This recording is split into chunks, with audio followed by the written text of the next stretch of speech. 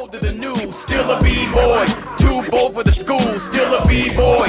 East coast to the west, B-boys worldwide, we supposed to be blessed. Still a B-boy. From the old to the new, still a B-boy. Too bold for the school, still a B-boy. East coast to the west, B-boys worldwide, we supposed to be blessed. What's up, everyone? Today, I got someone I met in 1999 while working on a compilation called Together Like Voltron. Since that time, we've done dozens of songs, dozens of shows together, and I still consider him one of the top underground MCs I've ever worked with. You may know him as Surreal from Noizewave, Dirty S. I call him Trap Jaw. Ladies and gentlemen, Surreal the MC. What's up? What's up? Thanks for having me. Yeah, I'm glad you could do it. So I always want to take it back to the genesis. And I believe that you touched on this when you were on that Queen Latifah show back in the day. But what are your first memories of hip hop? Oh yeah, that was addressed on the Queen Latifah show. It was in the early 80s. I believe it was like 1983. And I was in the Old Market District of Omaha, Nebraska, which is kind of like the downtown. And there were breakers on cardboard, and there was a guy outside freestyling about what people were wearing. And it was my dad and I. And I remember my dad had those really skimpy like coat shorts. They were called Bike or McGregor. Like they were always gray or navy. And he had real like short shorts on, and the guy freestyling was dissing my dad's shorts. And I just thought it was the best thing ever. I thought it was so funny. I was like, oh, I want to learn how to freestyle. I want to learn how to MC. My genesis starts in 85 with Run DMC, but 83 to even see that in Omaha was pretty amazing. If you think about it, I mean, not much had made its way to the Midwest by 83. So that's true. And then, Run DMC was one of the first acts I was introduced to. I think it was Rockbox on MTV. We had MTV. So that was about 83, 84, probably around that time. And I just remember mixtapes and compilation tapes. So I had one with like Run DMC, and it had MC Ricky D, which was Slick Rick's old name. Right. And, and then like Mantronics, Fat Boys was Disco 3. So I had these mixtapes and compilation like Rap Master tapes with most of the groups were from New York in the early 80s still. I mean, because the like Ice-T and them, I had that, the Glove, and that was still a few years away, I believe. Right. Yeah, Reckless was 84, 85, Yeah, and I would it would be compilation tapes or cassette singles or mixtapes. My mom had a friend at work that made me mixtapes, and I had some old Run DMC, and I remember Anthrax, I'm the Man was on there, which was mid 80s, and just some other stuff like I remember I bought Raising Hell and License to Ill on the same shopping trip. I was visiting my great grandma in a small town in Auburn, Nebraska, where they had this Pam Ida that had tapes, and they would have later on, a few years later, I even found they would have dirty tapes. They didn't care like how old you were. Now with the internet and everything, that seems silly because anybody can download anything at any age now, really. But back then, certain record stores, if it had the parental guidance, which that didn't come along till what, 87, 88? 87, right. Was it the PMCA or whoever? Right. I know that was more when I was in junior high and high school, and then like Two Live Crew and Body Count, the groups when I was in high school, really, with Tipper Gore and all that, but that's a few years later on in the timeline of things. But I remember buying License to Ill and Raising Hell on the same trip, visiting my great grandma, and I remember the Raising Hell melted in the sun in the back of the car. I think I've owned like 20 copies of that since, but oh man. Think of that, one shopping trip, you got two such classic albums, looking back, that's bananas.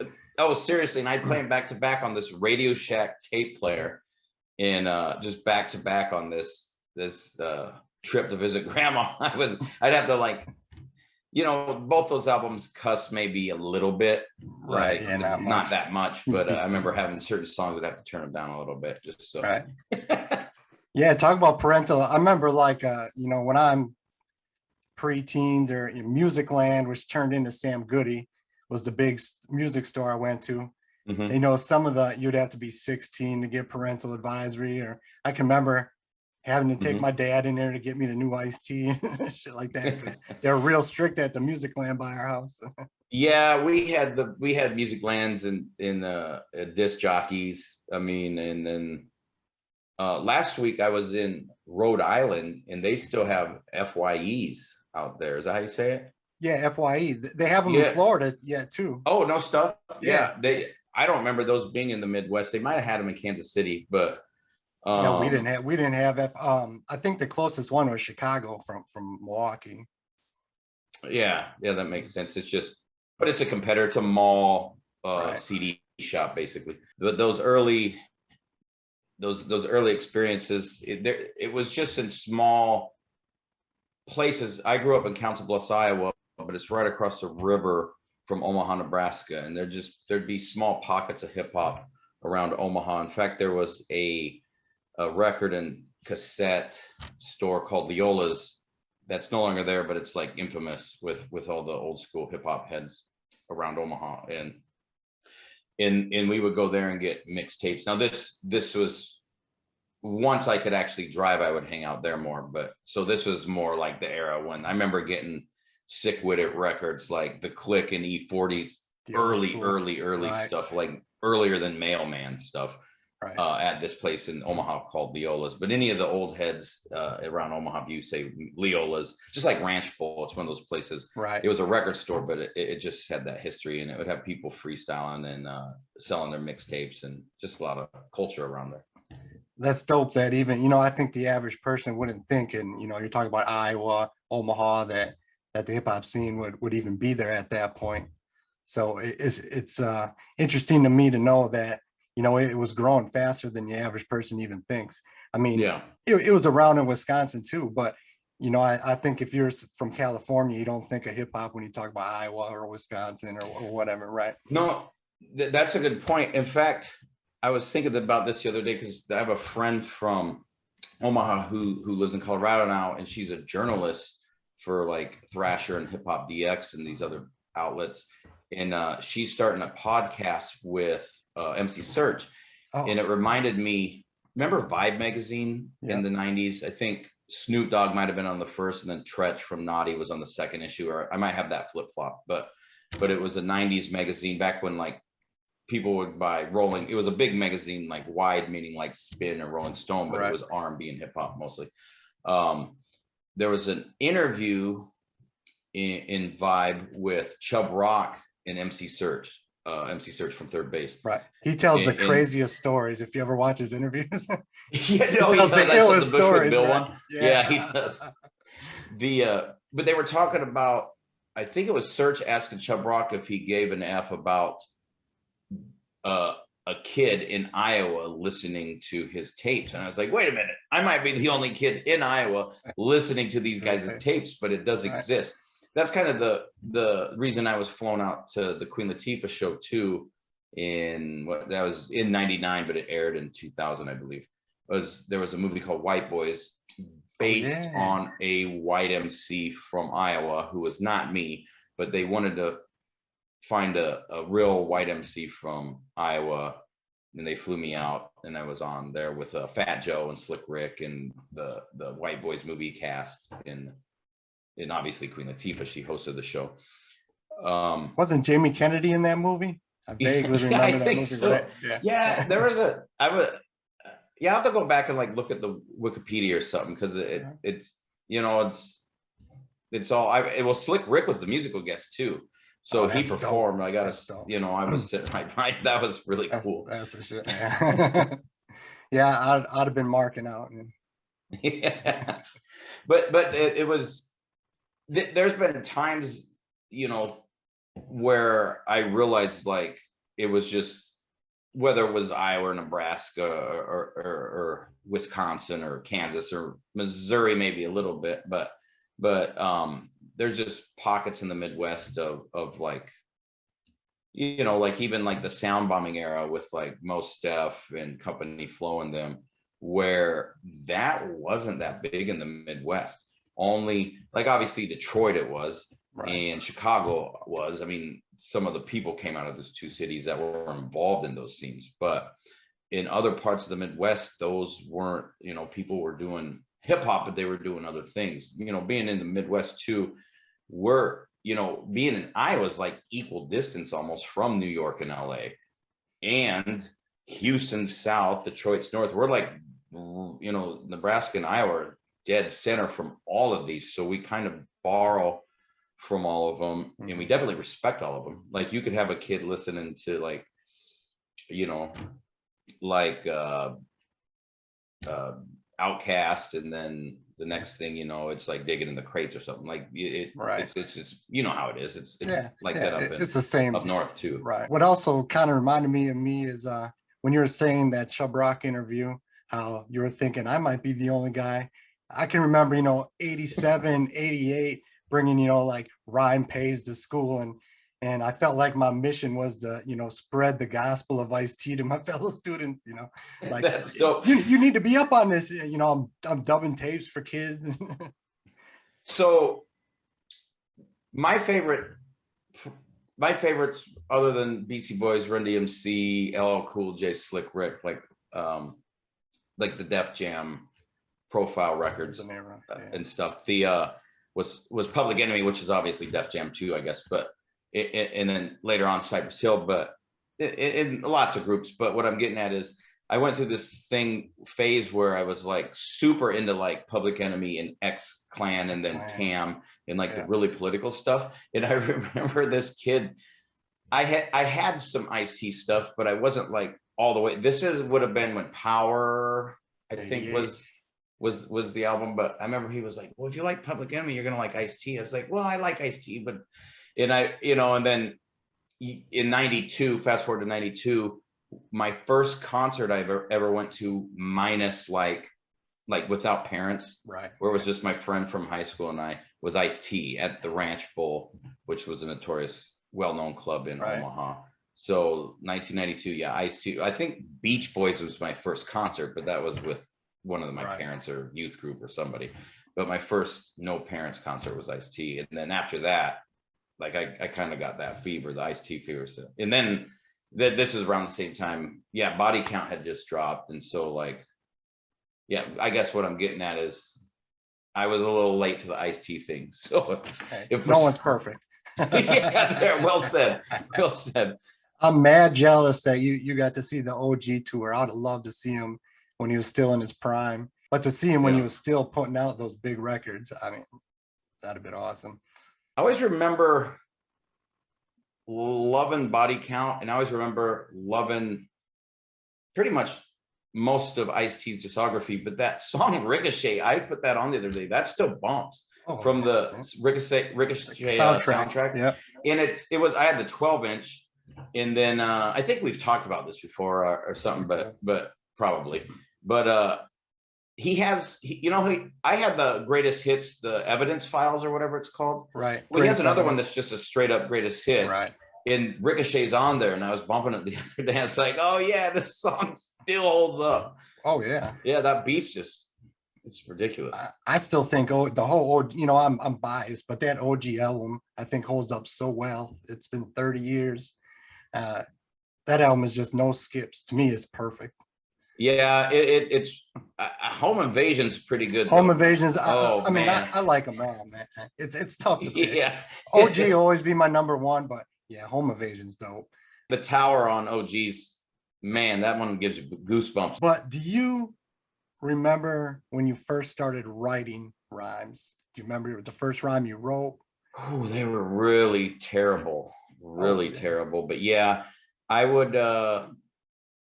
Okay, so that I was on a church youth group trip, and I had a dub of a dub of a dub of Easy Does It. So this is 1988, I believe, or 89, because Boys in the Hood was 88. But in there, in that era, it was a TDK. No, it was a Memorex, those yellow cassettes. Oh I yeah, don't know yeah, why the I'm bright so yellow passionate about ones. what brand of cassette it is, Yeah. but yeah. And this kid I knew Dave, he made a dub of a dub of a dub. And so I was on this church youth group trip listening to this Dirty Easy album, just loving life. And it was the dub of the dub.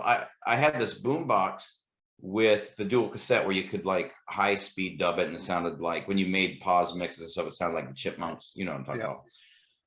And I was like, well, why don't I write some of my own, and then I'll record over, you know, just, you know, how you have that little Radio Shack or microphone that it's just horrible quality. I think it's mono, but I had like just this terrible setup, and I wrote these rhymes, and I would put them on these cassette tapes and sell them for like $5 to $10 to kids around the neighborhood. And that was, yeah, I don't remember what the song was about per se. I know a lot of times people will be asked and they could just like recite it word for word.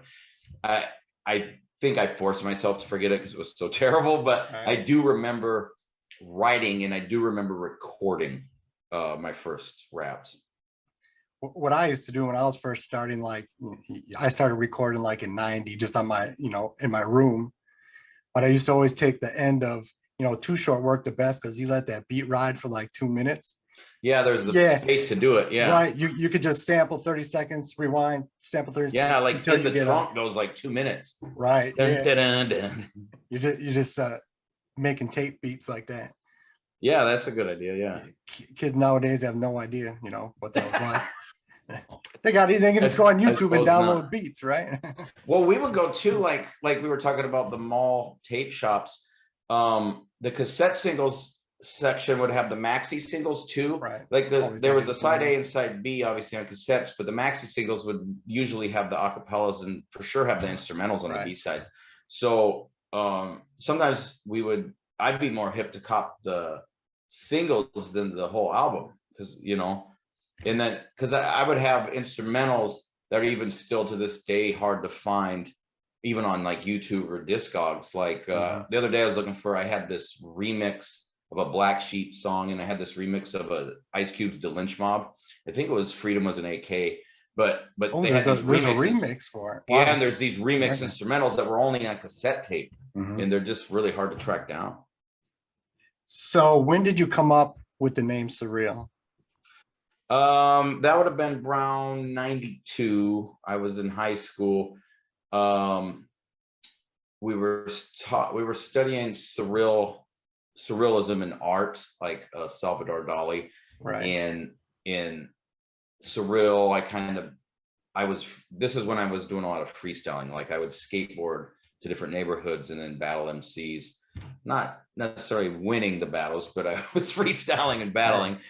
And doing a lot of off the top of the head. This is freestyle, like non-written, like off the top of the dome, we would call it. And so the surreal came from that, like just surreal art and being off the wall.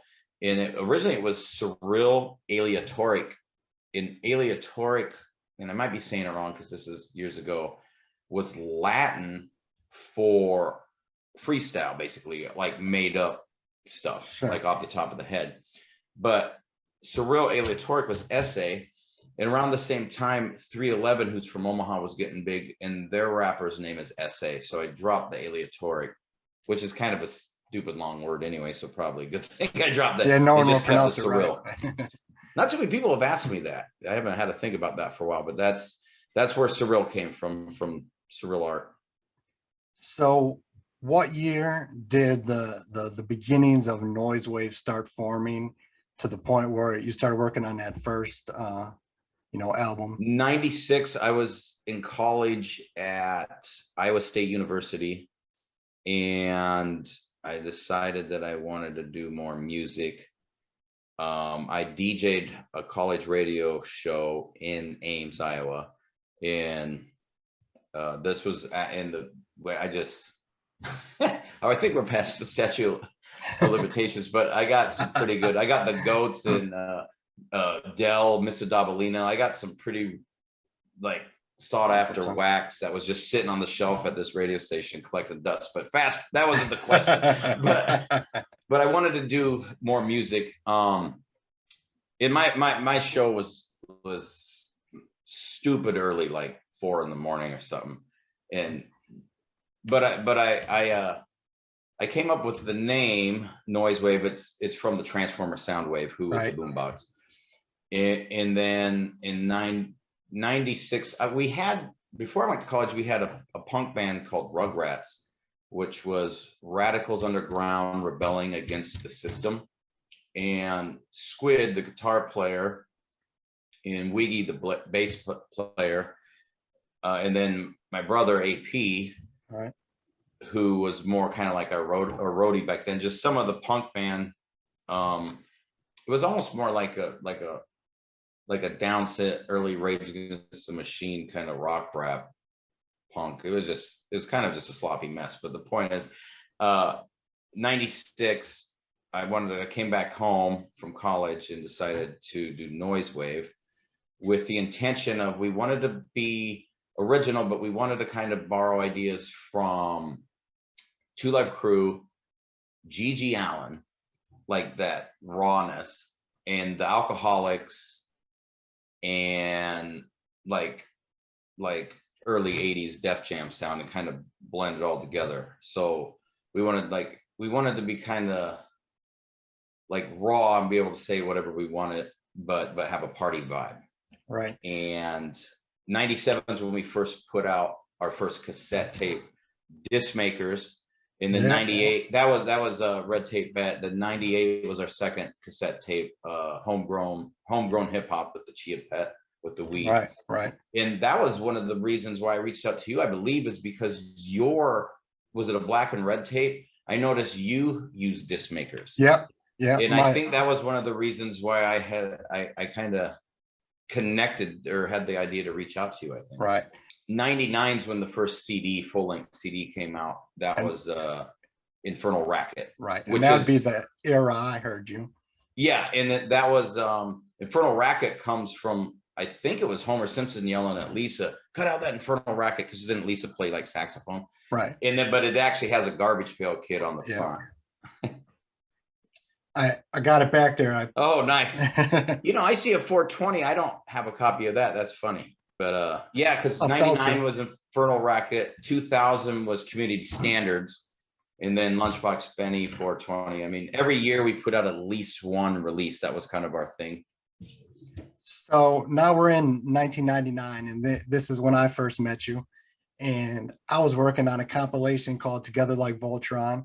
I'm trying to get all these groups on this compilation, And I remember you sent me Freak Mode and Mega Blast. Yeah. And what I thought, when I heard you for the first time, I thought it was a mix of like Beastie Boys and like a Cottonmouth Kings, but with a B-boy twist to it.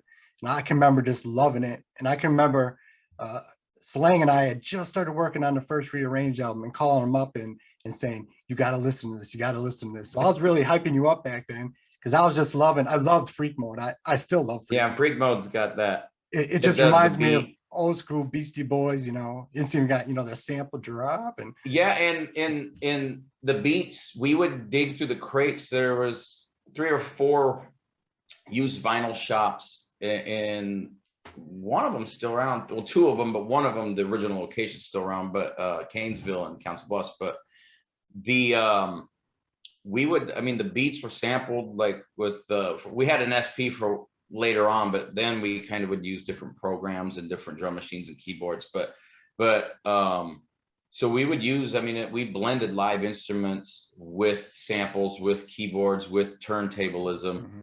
And it like, we would go to the pawn shop, we would go to the record store. It wasn't just, and I'm not knocking it, but just now you kind of like lease beats from people that on the other side of the world you don't really know. Right. And there's pros and cons with that too. But back then it was real organic. We compiled everything and kind of threw it together. So when that break beat on Freak Mode switches, we sampled both those records and beat matched them on Technique 1200 turntables. I've always actually wanted to ask you this, and I could be wrong, but when I listened to, I went through all your albums again recently for this interview, and I remember thinking this back then, but when I listened to Infernal Racket, I feel like half of it was recorded in a chunk and the other half was recorded in a chunk. Like it almost sounds like two separate projects put together. That's true. That's exactly what it was. I can hear it exactly, I can tell which one was from the first group and which one where you elevated and kind of got to a new level. And what it is the production, the instruments and the production tools were similar. The second half was recorded on ADAT, the big VHS looking tapes. And it has that dirty DJ Muggs kind of feel. And then some of the stuff on the beginning of the album, we went to a professional studio, and it's crisper. It's more polished. I think, so they would have been mixed in different spots too. But then we had it mastered, so all the levels, so it kind of can vibe. Like all the levels were brought up, so everything matches. But yeah, it does. The second half has that grittier. Right. It's because of the equipment we used. I can remember at this time, Slang and I are working on the first Rearranged, and he was totally against having any guests, and I had agreed to it. He wanted his brother, and I said I thought we're having no guests. So then I kind of made the deal. I was really into you guys. You had, I think, just put out Community Standards. I'm like, we got to do one with Noizewave. I'm telling you, it'll work. And he's like, all right, whatever. And at the end of the day, Touchdown was one of his favorite songs on that album. So I could always throw that in his face. Like, I told you, man. It was so much fun to record. And then we went up, up to perform with you guys. And then over the years, you came down and performed with us. But I remember one time, I think you came down, and it's been so many years. I was like, I don't know if we know it. But it just has that fun vibe. I mean, even when you say Touchdown, I kind of light up. In fact, when you posted it on YouTube the other day, I sent it right to AP right away, because it's just, I don't know, it's just fun. And then Nick comes in and it's like, it's a great record. Yeah. It's one of my favorite off it too. I really like how it turned out. But I can remember you guys coming up and recording that, and that was over 20 years ago. Yeah. We middle-aged MCs now. So now we're at Community Standards era. Now you guys really were starting to take off in Omaha. I mean, I can remember going down. Community Standards moved. So we would go to the suburban noise shows in town, like Cottonmouth Kings and stuff. And we got to be friends with a lot of national touring acts. And we would go to the record release and signings. I remember ICP was in town. I don't remember what album. It must have been, I don't remember which Joker card. Right. Third or fourth. Yeah, there was the fourth one that got pulled from, would that have been 99 or 2000? Not actually. I bet it was Jekyll Brothers, because Slang and I were selling Rearranged CDs outside of an ICP signing in 2000. And it was for the Jekyll Brothers. I bet that was that same tour. You know what? I actually think, it might have been. I think it was in between the two, though. Now I think about it, I think it was Most Tasteless, because I think Twisted was there without makeup yet. Right. Were they behind like a glass thing? Yeah. Yep. That's the same one we went to. Okay. So that one, and then another one that was there was this Homer's there's still one in Omaha, but there was like 7 of them back then. But it was a locally owned independent record store. They're involved in like record release day and stuff, which is a nationwide, maybe worldwide thing. But anyway, so backtrack a little bit. We would go to like the Suburban Noise in the Psychopathic record shows and CD signings and stuff, and hand out demo CDs. And so Infernal Racket so this is like SoundScan was a thing. So like, because Napster wasn't even out yet. No. So obviously like Spotify and iTunes weren't out yet, but MySpace wasn't even out yet. Nope. But they would SoundScan, they would track how by the barcode, the UPC, how many records you sold. Right. And I don't remember if it was 2,000 or 3,000 we did of Infernal Racket, but we kind of got known because we would hand out demos at these events. And then later Strange music, but Strange wasn't like Tech Nine was an opener on some of these tours, but Strange wasn't really a force like it is now. Right. And there was other labels too in there, but in the Midwest, those three really kind of reigned supreme. But yeah, and then 2000 Community Standards come out. The Queen Latifah thing with me aired, which got some press.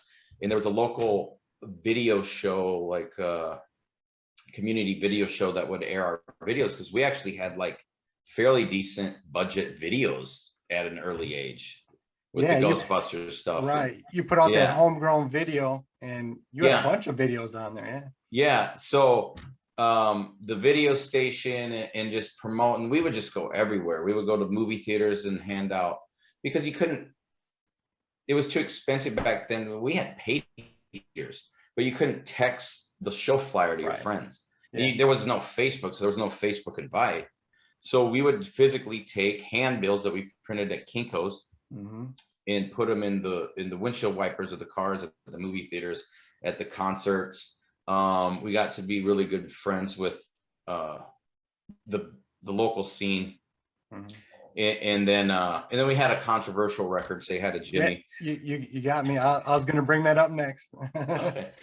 That kind of helped and hurt us. Right. We were on all three major news networks that were in Omaha back then being interviewed, and we were on 2 radio shows, and we were in the Omaha World Herald, which was, that's actually how they found me for Queen Latifah. To backtrack a little bit, there was the AP was that Alternative Press.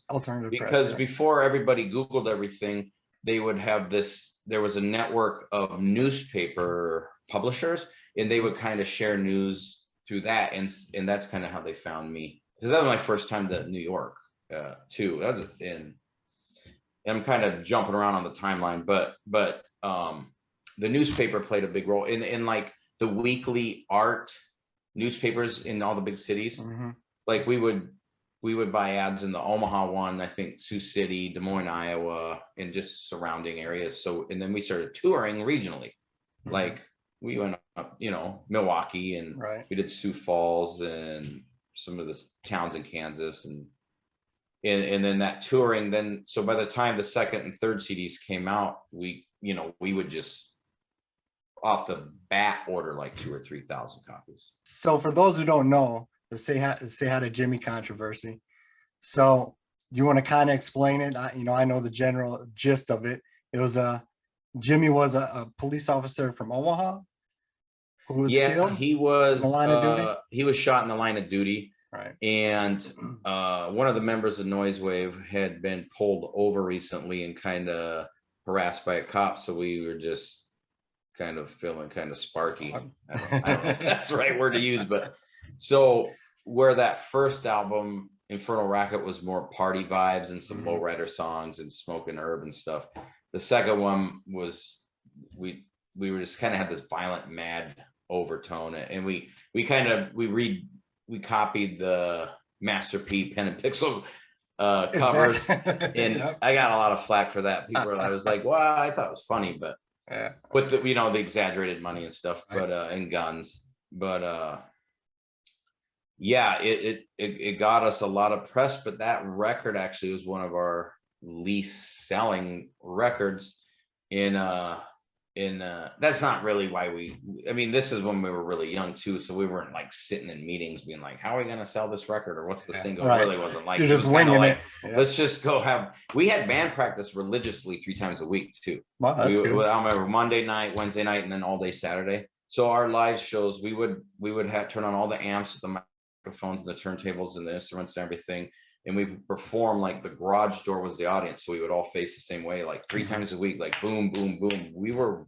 really, really, really dedicated in those early years to we get up early and like write out the, once we were doing a tape or a CD, type up or write out all the credits and send the stuff to the copyright and ASCAP, and like everything was, later on when we started thinking we were cooler than school and probably drank it too much, we got a little lazy in those aspects, but it was kind of militant at the beginning. We were, even though the songs were loose and happy and fun, we were really dedicated to like practices and being prompt and flyering everywhere we would go. Our trunks had flyers, so we go to the skate shops and the bong shops everywhere, posters, flyers, just like relentlessly.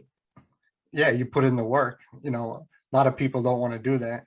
We kind of had the same idea. In Milwaukee, we'd go outside of Milwaukee Bucks games and just people walking out of the game, and we're trying to hand them flyers or promo tapes, and half of them are throwing the shit away. But that's a great place though. That's thousands and thousands Milwaukee of people. Brewers, the Brewer and the Bucks games. We'd Sling and I would be there. Nick Sosa would be out there because he was the one with the charisma, just pushing shit, But yeah, you got to put in the work. So Community Standards would have been the last album that Young Man was part of Noizewave, right? Yes. Right. And we were kind of like, what are we gonna do? He was, and Squid. Oh, did he? And then DJ Genius, our DJ switched a few times over the years. DJ I remember Genius. Yeah. And the Young Man was gone, Squid was gone, and we kind of had to think about how we're gonna redeem ourselves, because a lot of people, because of the Say Hi to Jimmy controversy, we were banned from most of the clubs in Omaha. So then we did a song called Lunchbox Benny, which was the complete opposite. It was a tribute to the bands and rappers in Omaha surrounding area, and we shouted them out, and it got picked up on rotation on 89.7 The River, which is a college station here in the Council Bluffs, Omaha metro, and it has a pretty big frequency. And once again, like, all is forgiven, like we were the fun party guys again. And so we put Benny as a single, but then we took, I think, some new tracks, and then our best tracks from the old albums, and made kind of like a compilation for Lunchbox Benny. That was 2001, and then that one sold just gangbusters. Like, we were kind of back, we were touring regionally, selling a lot of merch. So one of my, Kane and I talk about this a lot, but even Slang, other people within my group, we always loved doing the Ranch Bowl shows when we would come down and perform at the Ranch Bowl. So I really wanted to give you a second to explain not only how important the Ranch Bowl was to not only fans, but the local artists. It seemed like such a special venue. We always loved coming and performing at the Ranch Bowl shows. Ranch Bowl was, there's a lot of history. A lot of bands in their early years played there. Pearl Jam, Green Day, Deftones, Limp Bizkit. I mean, the list goes on. And I ended up working there around the same time we released Lunchbox Benny. The owner's son challenged me to fill the vending machines, because it was a bowling alley / concert venue, and there was 3 bars in it, and there was stand volleyball in the back. It was a lot of stuff, and a radio station for a while. So I had worked, actually, Young Man and Wiggy and AP and I, during like Community Standards, we all worked at a vending machine company together. So I was really fast at loading like Pepsi and Coca-Cola machines. So the owner's son challenged me. He was like, you know what, if you can zip through all these machines faster than the other guy, I'll hire you. So I'm filling all these pop machines. I got the job. Next thing you know, we're banned from venues in Omaha to I'm working at the biggest, not the biggest size-wise, but the most well-known music venue at the time in Omaha. And so I'm working there, which kind of, then I'm introduced to more traveling acts and more local acts, just being more involved in the scene. For how long was Noizewave opening for all these national? I mean, you opened for a lot of well-known hip hop artists. Yeah, we opened for I mean, I mean, I think I made a list the other day, and it was. I mean, Cottonmouth King, Sugar Hill Gang, Vanilla Ice, Tech Nine, Ghostface from Woo, Jizza from Woo, and like almost everybody on Strange. I've almost everybody on Psychopathic. I mean, like Misery, like everybody. Misery Like was dope. everybody on that Suburban Noise, Yeah. even the rock bands. Funk Junkies. Funk Junkies actually live did a cover of Lunchbox Benny, and it's a hidden track on the 420 EP. So Funk Junkies from Suburban Noise. Right. Yeah, they're from Arizona. The list of nationals we opened, I mean, Voodoo Glow Skulls, Seven Dusts, and just it's a really, really long list because I worked at the club, and then later on I worked at a couple other really well-known clubs. I mean, even recently we opened for Cool Keith right before COVID, and I mean, the list is it's I know it's huge. yeah, it's huge. I remember when YO left, he reached out to me because this would have been 2002, because I know I was working on Kane's album, and he I don't remember the exact conversation, but I know he told me he was out at Noizewave. So when he left Noizewave, he reached out about him just doing something with me, and I know I remember saying, like, is there beef? Because, you know, I was closer with you than anyone else in the group.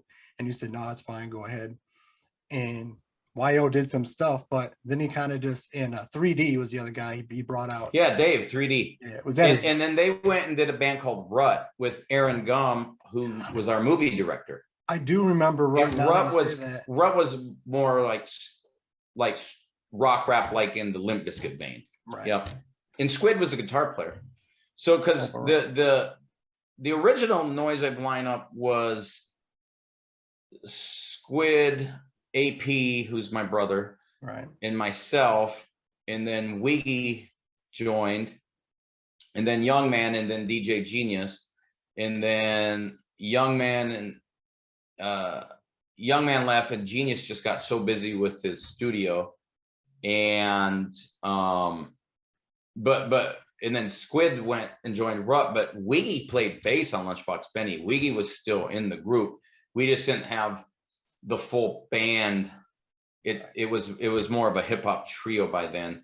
And then DJ Disco Stu from Sioux City replaced the DJ Genius. Out of all the, not just opening for national acts, but Noizewave shows, like I kind of said before, you know, we'd come down and open for you guys, and you guys would, I mean, I don't know the numbers, but I was always mad impressed. Like in your guys' prime, you'd have the Ranch Bowl packed, and they were there to see you. Yeah, it was like 700-800 people, like two nights in a row sometimes. Yeah, that's really impressive. I mean, people don't realize how hard that is as an underground artist, and how much work you had to put in pre-social media, pre-internet. I mean, I was always mad impressed. So the after Lunchbox Benny, we did the 420 EP on April 20th, 2002. So it was April 20th, 420. It was 4 songs, 20 minutes in length on CD. So if you popped it in a Sony CD player, it would say 420 on the display. Like it was all this big 420 gimmick, which was kind of done in vain because you know, moving forward, no one really cared about that. But it was a fun project. The 420 CD release, that one sold. I think we sold out Ranch Bowl 6 or 7 times at least.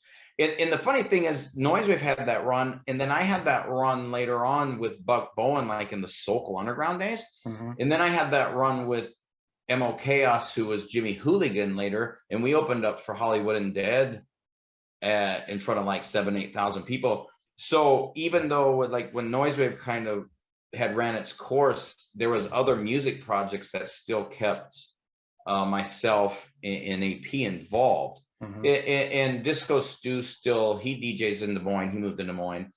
And DJ Genius, he runs a label in Tennessee. He pops up to Omaha. Him and I go to lunch and stuff once in a while.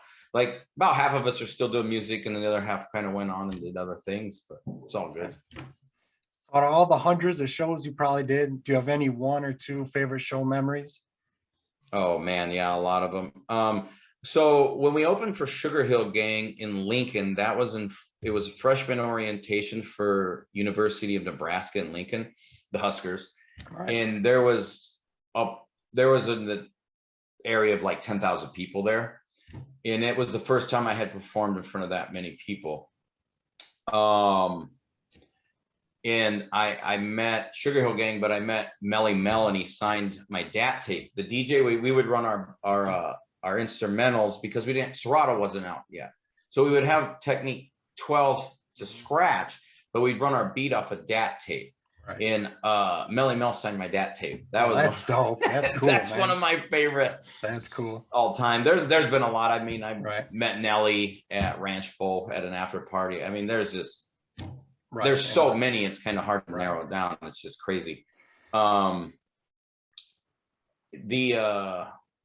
then a few years later, from the timeline we're talking about, the second time I flew to New York was to record an artist, Mars Black, was working on an album, and I got to record in the studio where G-Unit and Wu-Tang and Ill Bill had recorded like recently. And that was just kind of cool, being in New York for the second time doing music. And we went around some of the like Beat Street, like some of the historic spots that were in like Source magazine Right. and stuff. I went to Corona, Queens because of Beat Nuts. And Right. like we went around. This was a Disco Stew, Mm-hmm. one of my DJs and I. We went around to all the boroughs except for Staten Island. That's the only borough I've never been to either. We never took the ferry over. We took a ferry to the statue, but I didn't get a ferry to go to Staten. So That's funny. The first time I was in New York too, I remember telling my wife, we can do whatever you want, but we got to go to the South Bronx. I just got to go to where hip hop started, right? Yeah. Brooklyn, right. Bronx. Yeah. It's mind blowing. It's like, it's overwhelmingly cool because, Kaz, Grandmaster Kaz. Yeah. I got to run his merch. We used to do a thing called Fresh Fest in Omaha, and I would enter the MC battle, and we had it at Ranch Bowl one year, and I jumped off stage, so every once in a while I run into people. Now the fighter Houston Alexander, who's from here, he's one of the people that runs the Fresh Fest, and him and DJ Rip just recently brought EPMD just a couple weeks ago to Omaha, but I'm going all over. Rip in Houston did Fresh Fest at this club called Planet Soul, and they needed somebody to watch Kaz's merch. And this was years ago. And he had mix CDs. They were like professional CDRs for $20. And this is the first time where I really realized like mix tapes were starting to be put on CD. And I was just like it's one of the best days ever of my life. I mean, he's one of the founders of hip hop, and I'm working his merch booth. Basically, I'm just sitting here like in awe. It was really cool. He was the most New York person I've ever met ever to this day. That's what made me think of that. Yeah, he's one of the godfathers of hip hop. Yeah, I mean, that's a great. Yeah, one of the best to ever do it. So there's so many stories though. I can't even. Right. I mean, Chino XL. Speaking of him, he played Sokol, and I should have like a running list just so. Back in the day, I used to keep a list of every show, the date, and then I got lazy and stopped doing it. The Bizarre from D12, I partied with him in the green room. I don't really want to speak on that. No, much, we don't. But that was a fun night. I'll just leave it at that. Well, after parties, some of the best after parties we ever went to was when we came to Omaha. I mean, some crazy things going down. That's fun. Actually, I remember a show we played at the Ranch Bowl, and it was jam packed, and we had already performed. I don't know I think you guys were performing, and to the side of the stage was like a bar with little tables and chairs, and MO Chaos got into a fight with this other guy, and then this huge brawl. Do you remember that? I don't remember that specifically, but I remember some bar fights. Yeah. I mean, the whole place started brawling. It was like a movie. Just great memories performing at the Ranch Bowl. That's why I wanted to touch on that. Yeah, there was a lot of them. Other MCs you've worked with. I know you've been featured on other people's albums. You've worked with who are some of the favorite artists you worked with, whether they're super underground that no one's heard of or known, or just anyone you got to work with? Who was your favorite one or two? We got to perform. We got to open for Big Mike of Ghetto Boys at South by Southwest one year, and we got to do a track with him, and the mixtape's on Dat Piff. It was on Jimmy Hooligan's, one of his EPs, I believe. But Big Mike, Cool. we actually shot a video for it with Aaron Gum, but it's never been released. I remember Big Mike, because he's from New Orleans, but he lived in Texas for a while, and we played in Texas with him, and then he came up and did a song, and that was just really cool. He's really down to earth, dude. Sid Wilson, Starscream from Slipknot. A buddy of mine, Jamaz, was working on an album with them, and I got to go a couple times to Des Moines, which isn't far from Omaha, really. Right. And I recorded 2 songs with Sid. One, I think, is on my Bandcamp, Surreal the MC. The other one didn't get released at all, but I got to perform that in Lincoln at this pretty well-known club called Bourbon Theater in downtown Lincoln. So I got to actually, Sid let me use his equipment, like the big cage Slipknot metal thing, to DJ for the opening acts for that show, and then I got to perform with Sid on stage. And then for a while there, I was the DJ for a rock rap group called Emphatic, and we were signed to Atlantic Records, and we opened for like 10 years in Puddle of Mud, and we got to do some big arena shows. Oh, that's cool. Damn, I was only in that group for like a year or two. And this was after Noizewave. But I got to meet like a lot of cool music industry people, radio people, journalists, as well as like musicians and stuff. Will we ever get a new Noizewave album? Well, perhaps. We're working on a show. And there is a fairly well-known national touring artist that's going to be involved with that, but I can't speak on that yet. No, that's fine. I just got my verse back. So King ISO is signed to Strange Music. He's from Omaha, and I haven't really got to work with him really at all. He used to be called Reality, and I DJ'd for him a couple times back in the day when he was starting out, and then he moved to California for a while. But anyway, his guy, he's on Strange, and then his guy Table the Truth just got signed to Empire Pyrex with AWACS out in California. I did a song, it's on Amazon and Spotify and my Bandcamp, with it's with DRP, who's from, isn't he from Wisconsin, Milwaukee? DRP, oh yeah. It's DRP, Table the Truth, Table, sorry Table the Truth, in because DRP does hip hop, and then he sings with a couple. He was in Primer 55, I think, for a while. Snake Lucci's from King ISO in Tabo's camp, and I'm doing a song with him. He's from Des Moines. He's dope. The one big thing I wanted to touch on was 98% of people, whether they're underground or even mainstream rappers, would like to say they can do well, but they can't, is truly freestyle. Probably out of anyone I know personally, you were one of the best freestylers that I've been around. I can remember going to after parties and you're just freestyling nonstop. I mean, it was impossible to hang with you. Not to pump up your ego, but I mean, you must have, was it natural? Did you work on it?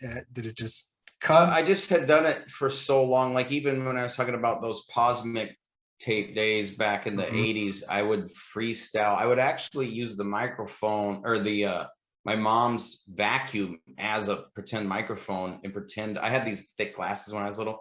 So I would pretend I was like DMC, but then I'd freestyle or, kind of like do a Weird Al version of other people's lyrics. I remember I was DMC and then I wanted to be Chuck D, but eventually I yeah, I would just freestyle in just always, like wherever I was going on a skateboard and stuff. In fact, one of those guys I brought up earlier, one of the guys I went to Des Moines with, he was in the Scribble Jam and stuff, and so I've actually had opportunities to be in battles with these guys that were you know, top notch. In fact, there's a battle rapper, Saint Mike here in Omaha, who he can do the freestyle or the written, but Saint Mike from Omaha, he goes everywhere. He's pretty big on YouTube. Is he? But I'll have to check him out. Yeah, I just always done it. I've entered a lot of battles. Houston Alexander, the fighter I mentioned earlier, the UFC fighter, he hosted it was a Tuesday night battles for years here in town, and I'd go religiously and get second place like a lot. Like there's a couple cats in town, Fast Black and Tangeray, you know, it's killed me. Yeah, it's fun running into those guys, you know, like at the gas station or something when I'm out and about in town or at shows and stuff, because I was always kind of like the jack of all trades, master of none. Like I would DJ, I do DJ battles. In fact, one of my DJ Genius, my old DJ, he beat me in a DJ battle at this small club. It was called the Wooden Apple, and that was there's a band called The Faint from Omaha, who's like big, worldwide big. We opened for them before they took off at this place called Wooden Apple. I just thought of that randomly, but if anybody's watched and they remember the Wooden Apple over on Martha Street here in Omaha, good times there. But to answer your question, I just always have freestyled. I probably should have took that more serious or done more of it, but I don't know. I just have fun.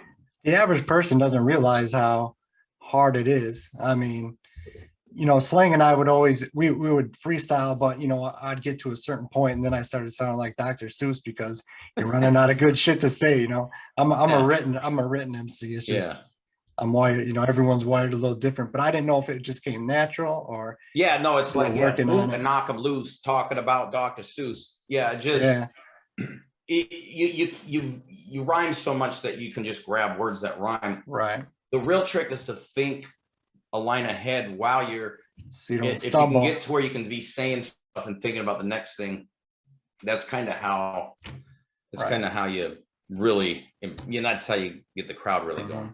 If you could only listen to one MC for the rest of your life, just his catalog, one MC or one group, who's that going to be? Wow, that's a tough one. If it's catalog, one of my favorites is DOC, but unfortunately, he doesn't have a very long catalog. Rakim.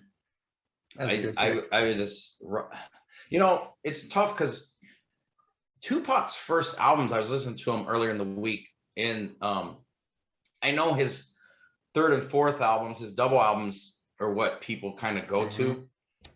And even on the first albums, like the Mama song and Brenda's Got a Baby, that's what people know. Those are great songs, but he has some of those harder tracks, like he has Ice-T on the one and stuff. His Strictly and then Apocalypse. Those albums are unbelievably great. They hold up today.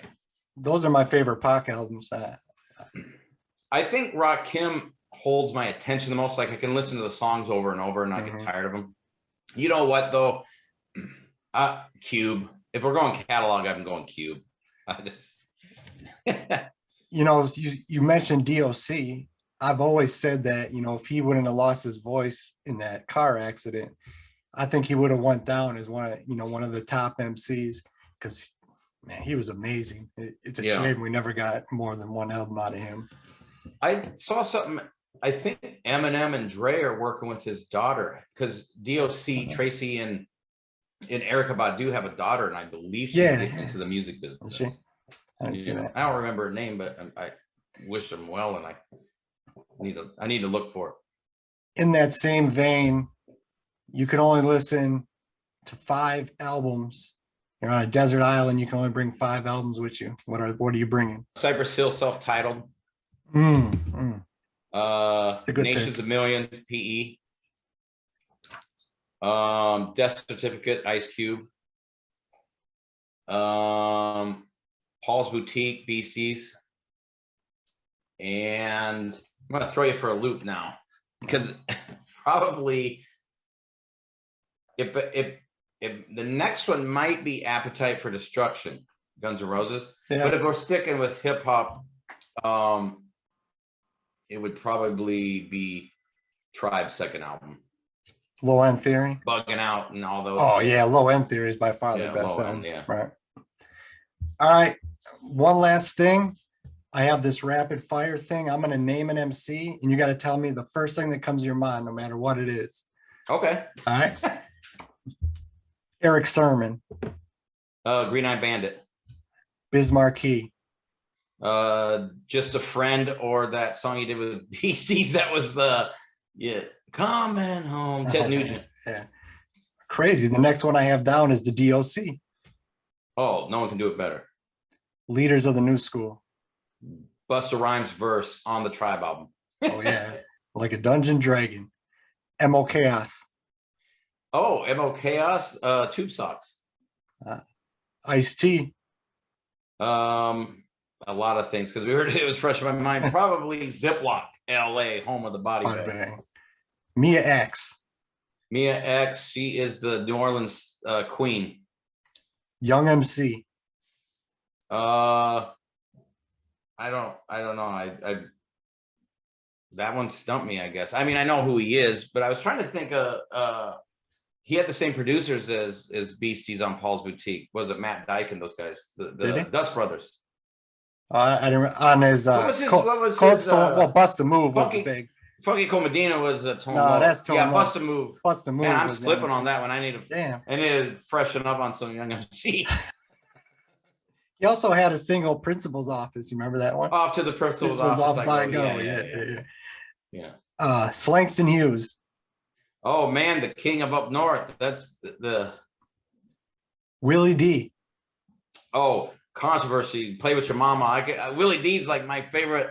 Always mad guy. I like their podcast, that Reloaded. Yeah, I've been listening to that. Yeah. Yep. They had Jay Prince on the first episode. Yeah, Going Out Like a Soldier. Really, I love that album. Man.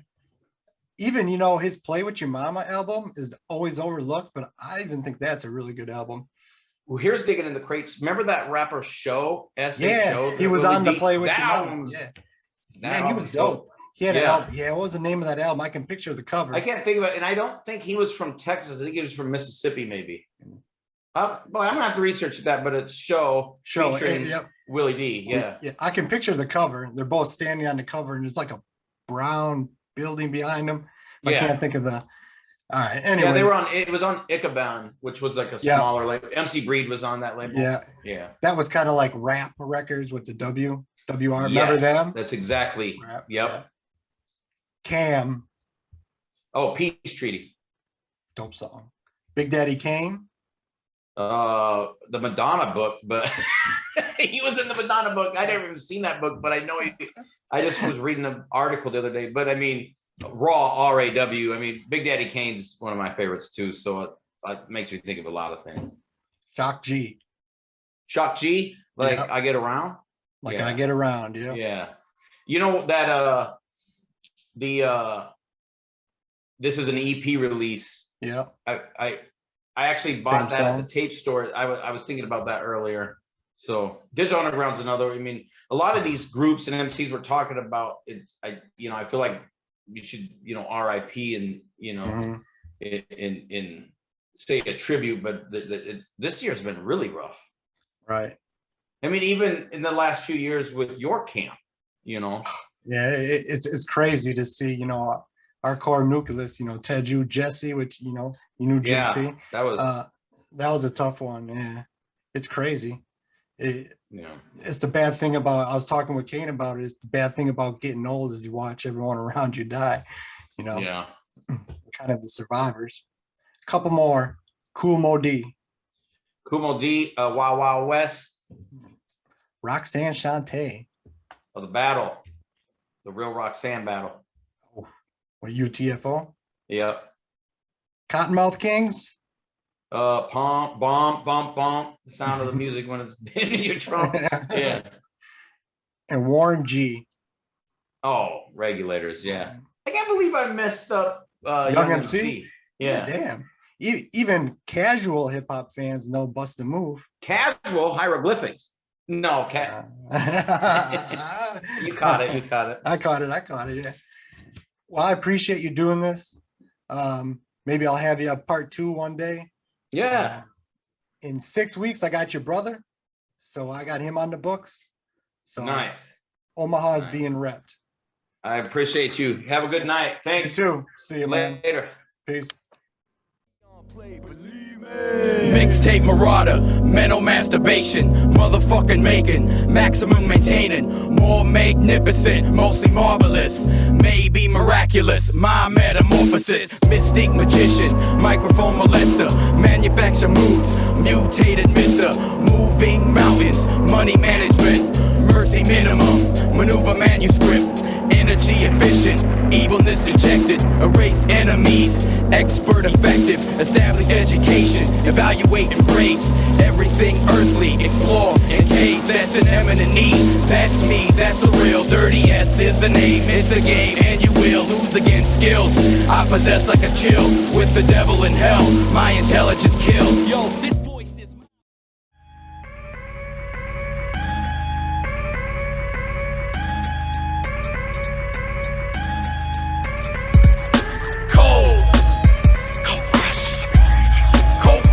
you know, cold crush, you know.